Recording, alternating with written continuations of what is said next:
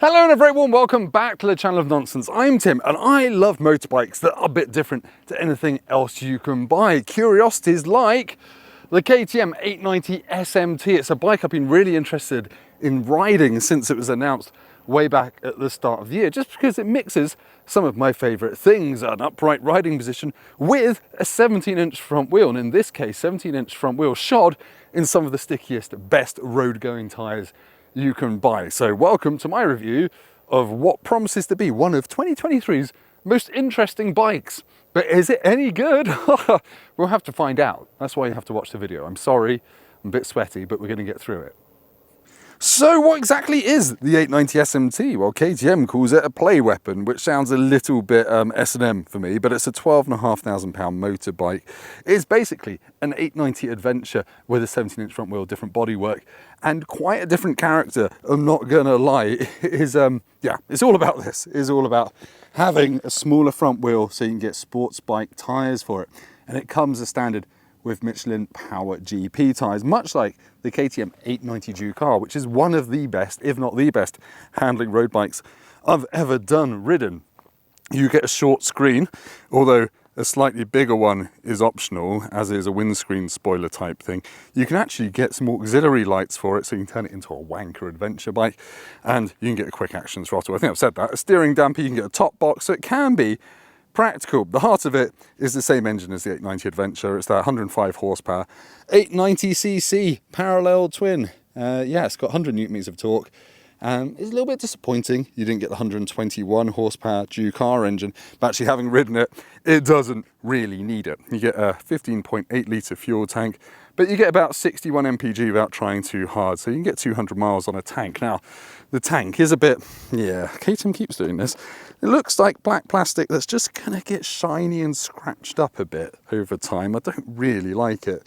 And yeah, I like how they're starting to put the graphics in the plastic, so no stickers or anything to get caught and snag, as has happened to my 1290 Adventure. And it does get this kind of a semi-ball bag tank look. Don't know if the tank does actually go down that far though. Don't think it does. Get a one-piece bench seat, which is nice and smooth. There are options though to make that more comfortable. Orange wheels, it just looks like nothing else. I'm enjoying the beak as well. Obviously SMT stands for Supermoto Touring, and for me, that beak is the Supermoto part of this. It's 194 kilograms dry. Yeah, 4 piston calipers on the front brakes. 860mm seat height, which makes it about the same as a Ducati Hypermotard, not the SP, just the regular one. So it is quite a high seat, but when you're on it, it doesn't feel too lofty or intimidating. Let's look at the electronics, because it's quite a straightforward bike. You get standard cruise control thing there. Actually, I say standard, the switch is standard. You might have to unlock cruise control, because obviously you got the tech pack and all that, as is standard for KTM these days.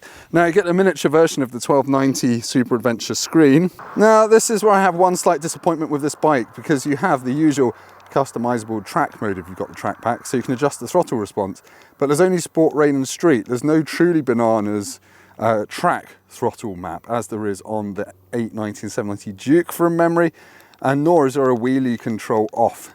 So yes, just a little bit disappointing. You kind of want to turn off wheelie control on this bike, and you just have to turn the traction control fully off or turn it down a bit. But otherwise, love the menus, really simple, straightforward to use, using this switch gear here. It doesn't feel as nice as the switch gear on the 1290s, but hey, it's a more affordable bike. The mirrors I'll talk about in the riding bit, because they're fine up to about 80 when they go blurry.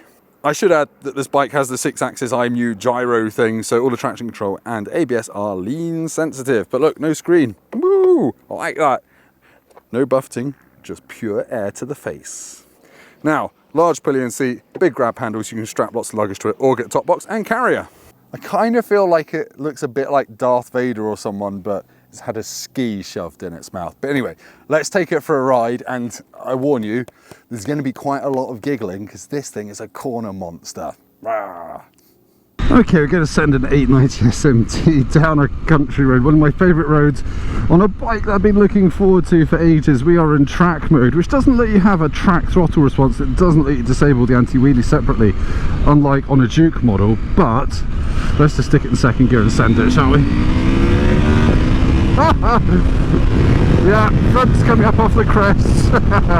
fourth gear shimmy over that crest. Now, the whole point of this bike is it brings a new sense of agility to an upright riding position. Oh, and that 17-inch front wheel, you really can just feel, oh my god, it's, Jesus, it is the agility that is making me slightly lost for words. And those sticky tyres. I came down this road earlier on a KTM with a 21-inch front wheel, and although it felt good, this really does just obliterate it in terms of, look at that, it's like a bloody housefly or the wasp that I just desecrated at McDonald's a minute ago when it was all over my chicken sandwich. But yeah, the 890 motor I don't think is actually as punchy right down the bottom as the 790 motor, but it does have a smoother, more aggressive top end. That's my take on it anyway. So yeah, just over 100 horsepower, and it is plenty. I was slightly whinging when this got announced that it didn't have the full fat Duke R motor in it with 120 horsepower, but now I'm riding it on the road. This just feels torquey and oh, lovely. It wants you to cruise between bends in a gear too high, kind of daring you to lean it over. Yeah, there's something about this. This is a lovely recipe of riding position, agility, grip and confidence. Your weight isn't really over the front end very much.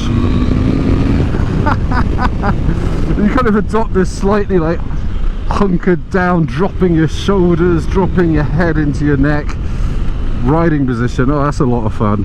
But that is grippy, that is very agile. I've not ridden anything quite like this. I guess the nearest thing is a multi-strada Pikes Peak that costs exactly double what this bike costs, and on that road I'm not sure it would have been double the fun. Would have been fast, but I'm not sure in the real world it would have actually been faster.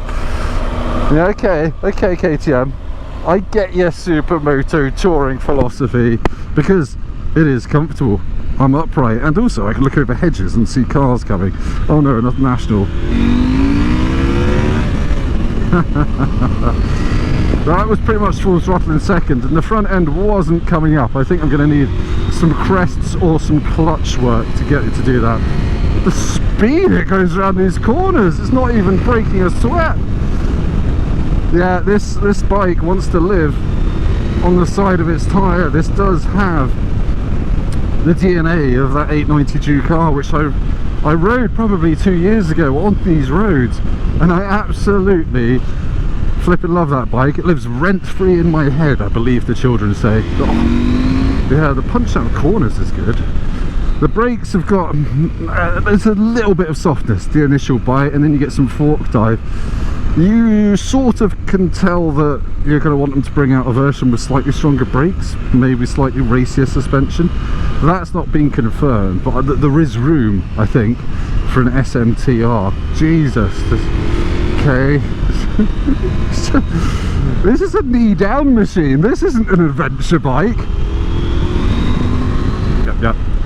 This makes sense. This makes sense. This is for people that want to go far in comfort, but then rip it up when you get there. Ooh, yes. Well done, KTM. Well done. Now they're going to do a 990 version next year, maybe. I don't know. Okay, let's talk about some more sensible things. The quick shifter, I've not noticed it, so that means it's smooth, and the blipper works really well. I really like the dash, the fact that they've just imported the graphics from the bigger bikes like the 1290 Super Duke, the 1290 Super Adventure into this smaller layout. It looks really premium. Often small screens look a little bit shit. This looks really good. Really modern, really high tech. Okay. When I rode this away from KTM's HQ and down some of the roundabouts and roads, I thought this is going to be a little bit disappointing, because I've been hyped for this bike, as I've said, since it was announced. It kind of speaks to me in terms of 17-inch front wheel, upright riding position, all that stuff. And I thought, oh no, it's a bit flat. But yeah, now I'm in track mode and sport throttle response and giving it some on roads like this on a sunny day. I'm very, very happy. This bike is making me feel incredibly good about myself.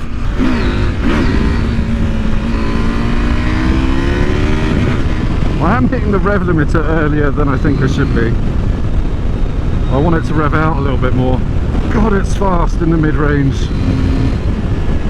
Yes, you think, oh, I'm in an adventure bike, so you kind of expect a certain slightly slower rate of response when you push the bars, and then you do, and it's like you slipped off the side of a Teflon iceberg on a rubber ring made of Lurpak. It rolls from side to side so quickly. And it encourages you to do little wheelies everywhere. Oh dear, KTM, can you stop making bikes that I really enjoy? I have had a few